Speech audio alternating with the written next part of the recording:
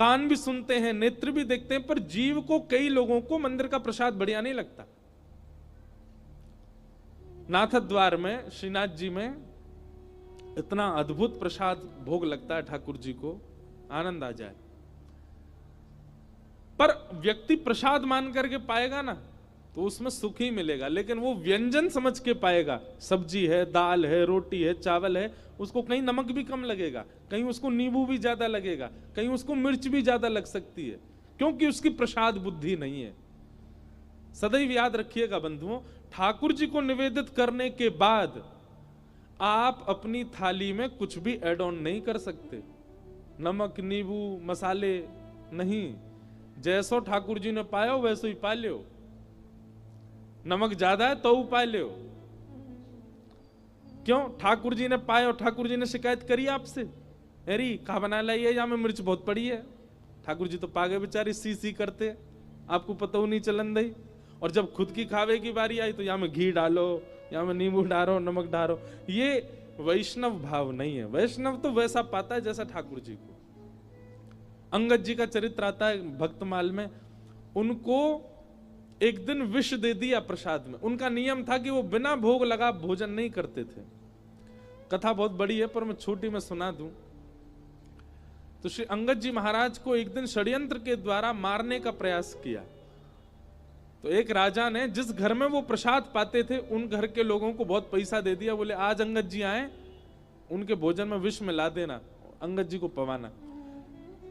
अंगद जी का नियम था कि वो रोज भोग लगवाते थे अपने नेत्रों के आगे, और जब प्रसाद हो जाता था तब पाते थे। अंगद जी आए, आकर के थाली अपने सामने लगवाई, और जैसे ही भोग लगा, प्रसाद पाने बैठे, तो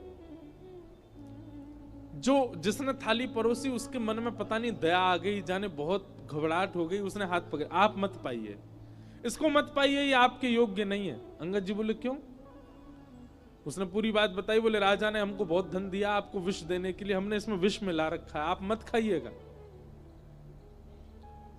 अंगद जी के नेत्र सजल हो गए, और रोते हुए अंगद जी बोले तुमने विष की थाली ठाकुर जी को धरा दी, तुमने ठाकुर जी को भोग लगा दिया। ये पीड़ा तुमको तब क्यों नहीं हुई जब तुमने ठाकुर जी के सामने ये भोग रखा था? मुझे देते समय पीड़ा क्यों हुई तुमको? तुम ठाकुर जी को जड़ मानते हो, वो चैतन्य नहीं है। मैं चैतन्य हूं, मेरी मृत्यु हो जाएगी, कालकूट विष जाति, मेरे प्राण निकलेंगे। तुमने ठाकुर जी के सन्मुख रखते समय एक बार भी तुम्हारा हाथ नहीं कांपा, एक बार भी तुम्हारे चित्त में घबराहट नहीं हुई कि मैं ठाकुर जी को क्या पवा रही हूं? अब तो देवी इसको मैं ही पाऊंगा, क्योंकि ठाकुर जी ने पा लिया है। अब चाहे इसमें विष हो, चाहे इसमें जो हो, अब तो ये प्रसाद है, इसको मैं छोड़ नहीं सकता। और अंगद जी पूरा पा गए।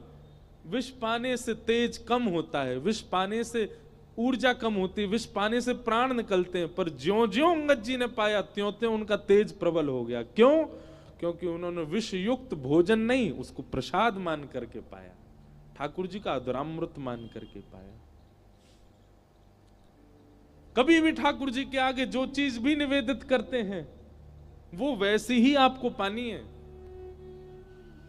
दाल भी ठंडी है गई तो ठंडी पाओ, गरम नहीं। जैसी ठाकुर जी की वैसी पाओ।